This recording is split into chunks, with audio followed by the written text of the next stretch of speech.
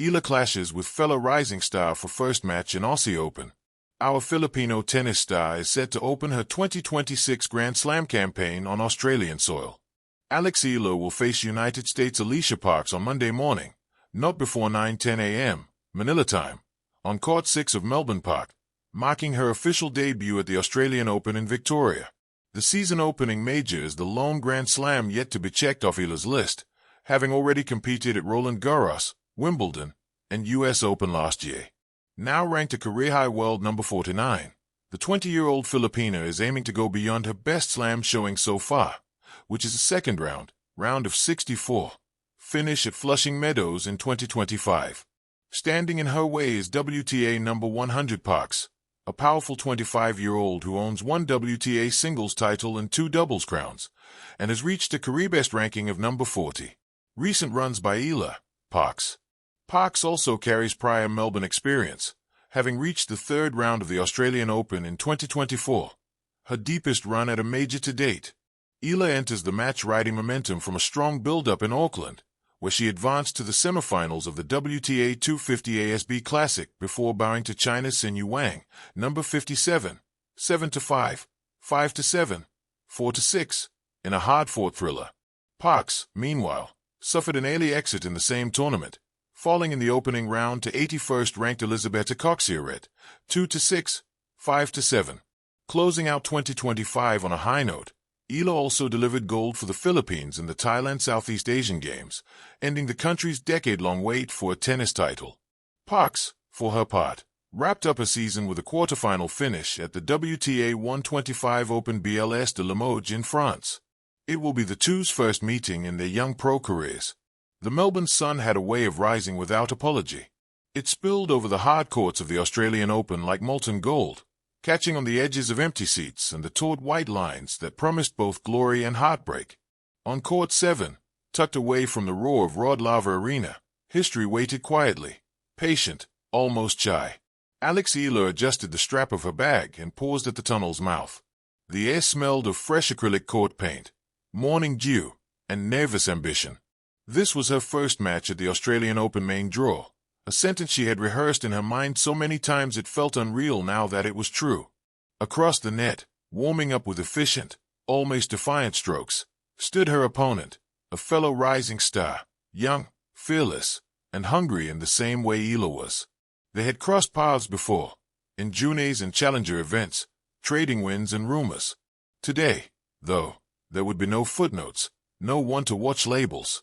Today was about now. Two futures, one court. The commentators called it a clash of futures. To the fans drifting in with coffee cups and sun hats, it was a curiosity. Two unfamiliar names printed neatly on the scoreboard. But to those who understood tennis's quiet cruelty, it was something sharper. One would move forward, the other would carry the weight of almost for a while longer. Eala bounced on her toes, racket humming softly in her hand. She thought briefly of home, of early mornings, cracked courts, and the improbable dream that had grown louder with every tournament. She thought of the hours spent perfecting a backhand that now felt like an extension of her spine. Mostly, she thought of the point ahead. The umpire called time. The first serve of her Australian Open career flew wide. Eala exhaled, smiled to herself, and reset. The match begins. From the opening rally, it was clear neither player had come to survive. They attacked. Eala's forehand cut through the air with intent, heavy topspin dragging her opponent wide. The response came fast and flat, a backhand down the line that kissed the chalk and drew the first murmur from the crowd. The ball moved like it had somewhere urgent to be. Games passed without mercy. Deuce followed deuce. Break points appeared, vanished, returned. The court felt smaller with every rally, as if Melbourne itself were leaning in to watch. Between points, Eala caught glimpses of the stands, faces she didn't know but would remember forever. A child wearing an oversized visor.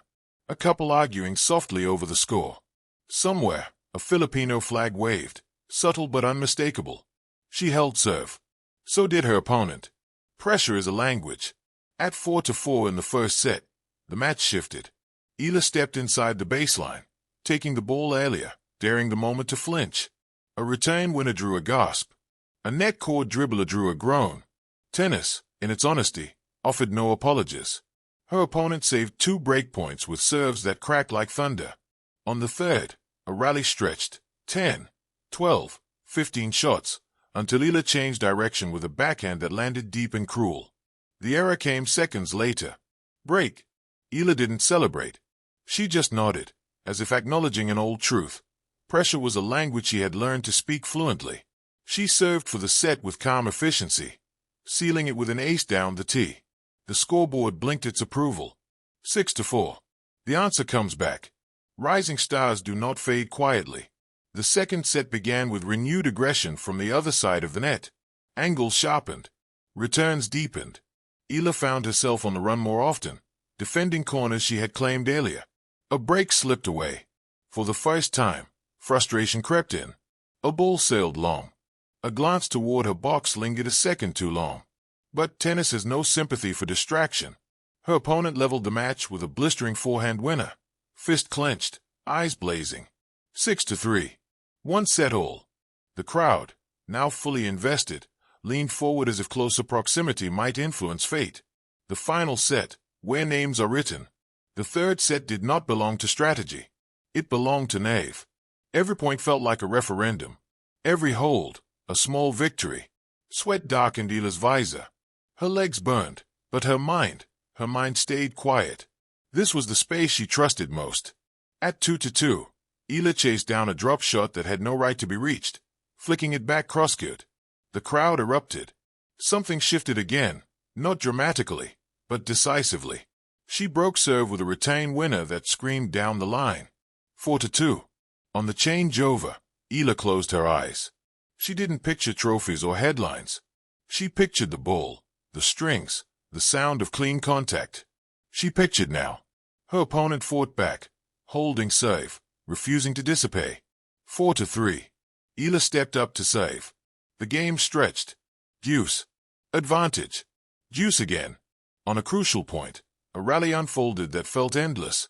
2 young players trading belief, not just shots. Finally, Eala changed pace, slicing low and forcing an error. She held. 5-3. Match point. The final game arrived with both inevitability and terror. Eala returned serve aggressively, earning match point not with brilliance, but with pressure. The stadium held its breath. The serve came wide. Eala's return landed deep. The rally began, fast, unforgiving. On the 7th shot, she stepped in and unleashed a forehand that found the corner like it had been waiting there all morning.